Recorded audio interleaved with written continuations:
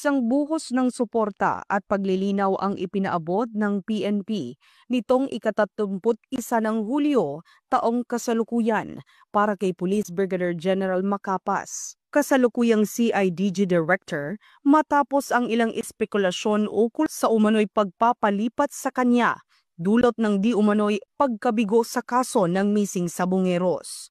Sa ginanap na press conference sa PNP PIO briefing room, binigyang diin ng tagapagsalita ng PNP na si Police Brigadier General Macapas ay hindi na-relieve.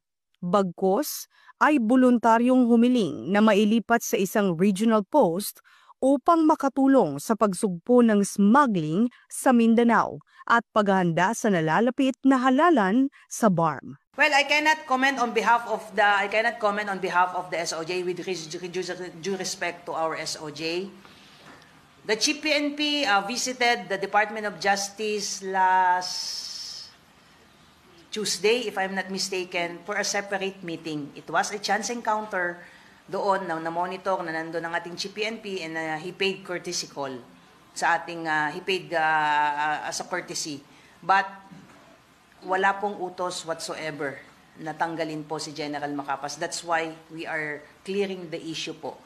So kung mayroon man po bang ni-relieve as a result ng bungling ng kaso po na ito, definitely it's not General Macapas. Ibinida rin sa talumpati ang mahabang track record ni Macapas bilang seasoned intelligence officer at CISO investigator na naging susi sa pagkadakip sa mga kontrobersyal na personalidad, gaya na lamang nina Apollo Kibuloy at Alice Guo.